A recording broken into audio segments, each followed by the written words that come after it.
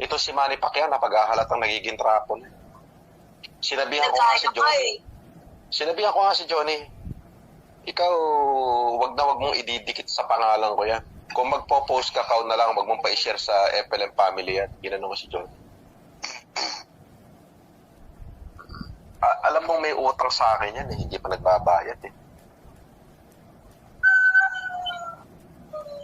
Malato ba yan? Ang problema, nasa laboratory yung mga doktora natin. Ay, salamat. Ila-lockdown daw ngayong March 20. Nakapag-produce uli sila. May natira sa Cagayan na 111,000 yung natira na salamin. Tapos ngayon nakapag-produce na sila ng 70,000. 300,000 yung request ni Congressman Gerald din naman. Ang problema, pag nag-declare ng lockdown, hinto yung optical mission natin. Eto ngayon ang malapit na problema. Siyempre, lockdown. Ano na naman ang kakainin ng tao? Mag-iiyakan na naman ng tao niya. Ngayon, kung makakalabas ako within the first week of April, ang plano ko, mamigay na naman tayo ng pagkain, bigas, para sa mga mahirap nating kababayan. Ito si Manny Pacquiao, napag-ahalatang nagiging trapon. Sinabihan ko nga si Johnny, ikaw, wag mong ididikit sa pangalan ko yan. Kung magpo-post ka, na lang, wag mong pa-share sa FLM family yan. Ginano ko si Johnny. Alam mong may utang sa akin yan, hindi pa nagbabayad eh. Malato ba yan? $30 million ang utang sa amin yan. 30,200,000 US. Wow. 2018 yun. That would be 1,700,000,000. Ano ng tinapay? Consistent of what po yun? Yung Matisi 5. Construction? Pacquiao Matisi 5. Pinromote niya mag-isa, nangutang siya sa amin. Complete, nakademanda yan. Lalabasan na nga ng warrant yan eh. Ginamit niya yung pagka-senador eh. Ayun. Alam ni Yama yan. Nakita ni Yama yan. Nangako sa amin na titriplehin yung pera namin pagkatapos ng Matisi fight. Pagkatapos ng fight, niha-niho, wala. Kung hindi mo pa i-demanda, hindi pa sasagot. Grabe. Malupit din pala ang pag-uugali nun, ano? Oo. Tapos mamimigay ng tig-500 sa bawat tao. Pagpapapila ng 1,000 tao. O mamimigay ng tig-1,000. Di 1,000,000 yun. 1,000 tao eh. Magbibigay ng tig-1,000. Sabihin mo ng tig-1,500 kasi may supot na grocery at saka 1,000 piso. Sa 1,000 tao nakapila, pag pinicturean mo yun, maraming tignan yun. Kasi gumastos siya ng 1.5 million. Ang dinali niya sa amin, 1,700,000,000. Ang tingin sa kanya ng tao, mabuti, yun ang naka-video. Pero yung behind the scene niya, malato ba yan? Ang dami niyang pinag-uutangan. Basta yung buong grupo namin, yung may-ari ng Selecta, best friend ko, na nandun sa kasal ko, Nil Arce, si Renan Morales. Biruin mo yung mga pinag-uunggoy niya. Kaya siya binitawan ni Chavit Singson eh.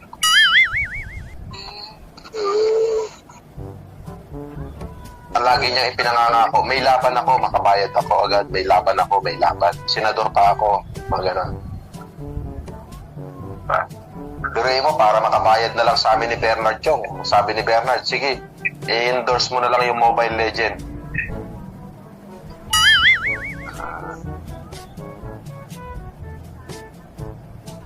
Mababang tao din pala yung boss, ano, pagdating ng araw, ano? Ang mayaman, si Bernard. Yung partner ko. Pinagmumura ko nga na isang araw eh. Sabi ko, putang ina mo naman eh. Magyayabang ka lang kay Willie Rebillame pa.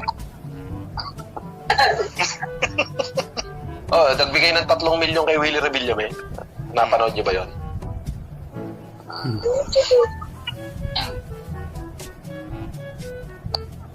Sa Wawawi? Oo. Ulo? Yun na malupit. May-ari ng Tim Horton, World Balance. Kababata ka yan. Best man ko nung kasal ko. Opo. Eh, di ba dati may utang sa'yo yun? Sino?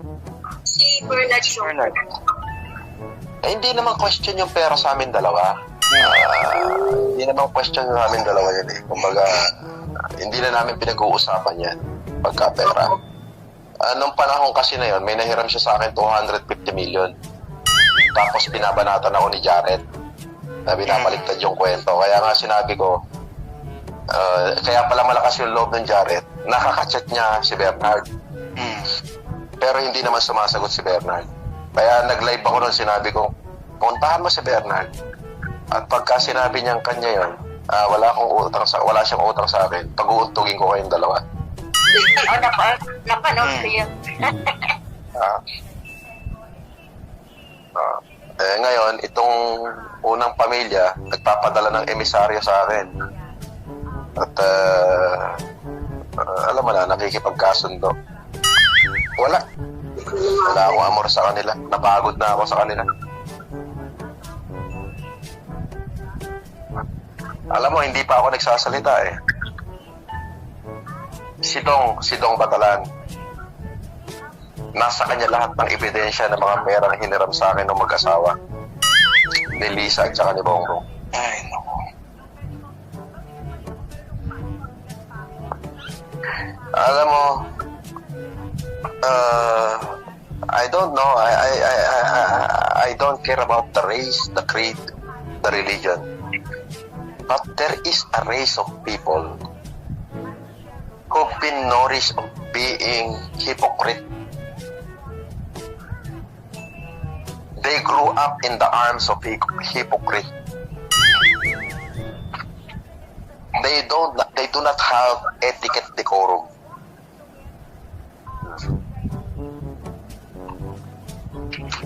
Yung kasing etiquette decorum, ano yan eh? What is etiquette decorum? Etiquette decorum imply observance of the formal requirement governing a person's behavior in polite society and a sense of whatever is appropriate for a person of good breeding with high moral, manner, value, and good taste. Wala sila nun. Yeah. Tapos sila pang inaano ng Nang tao may na kontrol na po yan sa Hawaii, nalilis pa.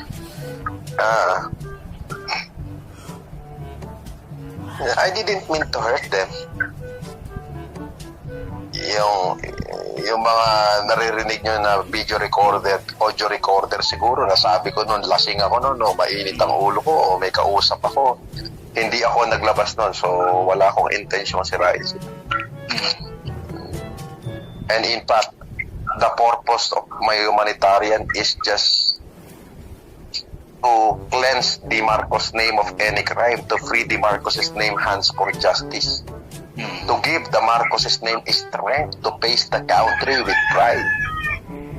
I burn my blood, burn and sacrifice as a sacrificial lamb.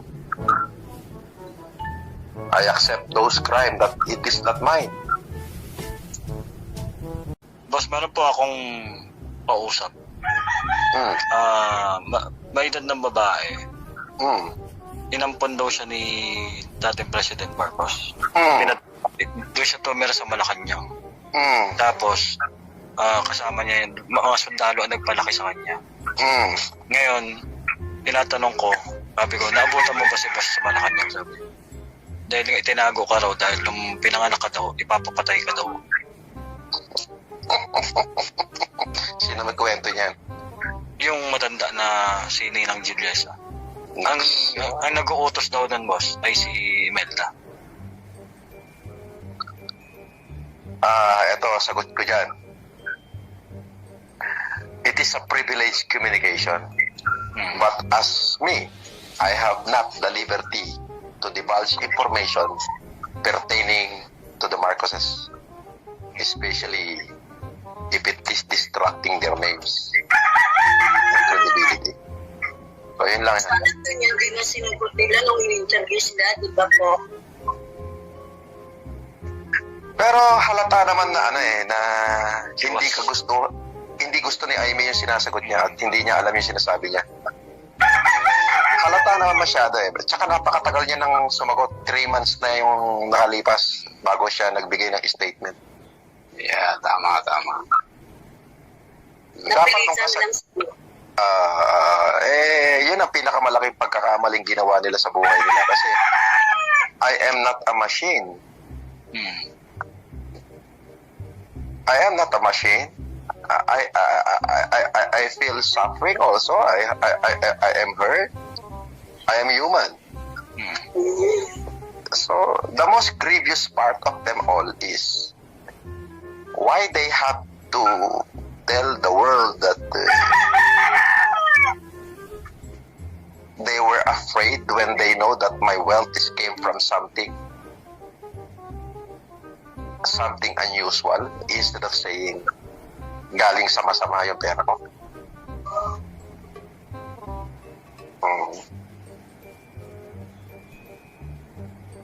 Marami lang akong pera.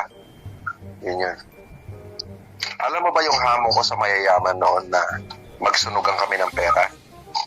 Naubos na pera nila, hindi pa ako napapaso, pero pag sinunog ko sila ng pera ko, abo na, pati ngipin at buto nila, yung pera ko hindi pa naaabo. Totoo yun. Ako naman. Wala naman ako trabaho. Nagpapalaki lang ako ng bayag. Ganyan din ako magyabang Hindi. Wala akong trabaho. Nagpapalaki. Diyos ko, ano ba trabaho ko? Pupunta. Every Friday, lilipad ako Japan. Business class, first class, Japan, Singapore, Germany, uuwi, mambababae, iinom ng alak, pupunta sa office, pupunta ng Japan. Wala akong trabaho. And yet, saan nanggagaling yung pera kung pinagtutulong ko? Yun ang tanong. Basta isa lang ang masasabi ko. Nung binanatan ako ni Deo Macalma, yung unang-unang banat niya, kaya siya nagalit ng todo. Pinuntahan siya ng mga pamangking ko dun sa Pindig. Pinagbabalibag ng bato yung bahay nila. Muntik tamahan yung nanay niya. Buti nga. Napanda inubor-ubor taga di ka anak ka. Napanda di Pindig, di balay ni Deo Macalma, inubor-ubor na tinagdadakkel nga batok karayan. Awang taga di bato di karayan. May isa nga kariton nga bato, inubor na di balay ni Deo Macalma. At na di unig, nilanang na. Pagkang napuntaan. Sugarod. Yeah. Ang mamuda ka nga napayagan po. Sa Ilocos Norte. Okay ito. Tuwing Todos Los Santos, 3 sementeryo pinupuntahan ko. Batak, San Nicolas, Paway. Okay? Sa Batak, doon nakalibig si President. Si President. Okay. Sa San Nicolas, doon nakalibing si General Marcelino Barba, si Tita Elizabeth, at si Lola. Sa Paway, doon nakalibing ang Mariano. Okay. Pero nung buhay ang tita ko, si Fortuna, si Auntie Baby, putang ina ako siga sa Ilocos Norte, nakaharang ako ng lamesa dyan, pati yung Michael Pareñas nga, inahamon ko na suntukan yan mismo sa Java Hotel sa Lawag. Pag pumasok ako lasing sa Port Ilocandia, sa Casino Pilipino, hindi na makapasok yung mga Pareñas doon. Puta, may saltik din ako, Kuya Nasuker Ang baga lang aruda na mamuda. Kami lang nagtagtaga rin. May saltik din ako. Puta na, alam ba, barkada ko dyan? Barkada ko si Ronald. Pag dumayo ako ng Ilocos Sur, ang barkada ko, yung panganay ni Chabit, si Ronald mismo. Yeah, Kasosyo ko yan sa Metro. Metro Poker. Pero, alam mo yung, lumaki man akong may pagkasangga, no? Yung puso ko para sa maliliit na tao. Puta, nakikisalamuha ako. Okay merong ampon si FM. Ang pangalan ng ampon niya, Aimee. A-I-M-E-E. Okay? Anak ni Aimee yun sa pagkadalaga. Oh, wow. Parang player yata yung boss naglalaro ng... Teka muna. Makikita mo sa litrato yan, may maliit na bata. Nakakarga-kargang babae si FM. Ang pangalan, Aimee Marcos. Anak yan ni Aimee sa pagkadalaga. Ano to? Anak niya sa pagkadalaga yun na nasa UP siya. So, ginawa na lang, inampon na lang nila. Okay? Nasa Ilocos yun. Diyos ko. Yun ang tinatawag na Little Aimee. Pero nasa Australia na ngayon. Napariwara yung bata Diyos ko, yung mga anak ni Bongbong, walang matinuto kahit si Sandro. Madwala. Ang gaganda nilang tignan pagdating sa photo operation. Pero, lasinggero. Lalo yung pinakabunso, si Vincent. Puta ko makahalaklak ng naninigarilyo pa. Diyos ko.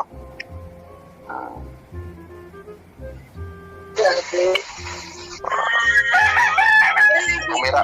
Bongbong, di ba po? Ano? Hindi naman po yan ang totoong bongbong, di po ba? Hindi, mahirap sagutin yan. Hindi, kasi chismis yung mga tanong na yan Alam mo naman ang chismis kumalat na stigma yan stigma. So, the bottom line is, kung sino sila, and they are portraying to be, sila yan. As long na kinlaim ng nanay na anak niya yan, wala tayong magagawa dyan. Opo. Kasi nanay lang ang pwede sumagot Pero paano po pag nagpa-DNA sila? Alam mo, wala nang bearing yung mga paano-paano mo na yan. At just, yung question mo na yan, at the back of your mind, question ng chismosa yan, Victoria. Okay? Ito na nga sasabihin ko Mas maliwanagan Hindi mo kailangan maliwanagan at wala na magiging maliwanag. Madilim na para sa kanila. Okay? Wala ka rin dapat liwanagin. Simple-simple lang yan. If you question somebody else, question their mother. The child has no... it is not in the law that the child will inherit the sins of the mother nor the sins of the father. Pag sinabi ng nanay, anak ko yan, anong pakialam mo? Inamin na nung Nung sinabi ng nanay ko, Marcos ka, ito tatay mo, ano magagawa ko? Kasalanan ko ba yun? Kasalanan ba ni Bongbong yun? Hindi kasalanan ni Bongbong yun. Kasi hindi niya naman na gusto yun na maging siya yan Di ba? So for the people, kung may at the back of your head, meron kang chismis dyan, dyan na lang yan. Sa'yo na lang yan.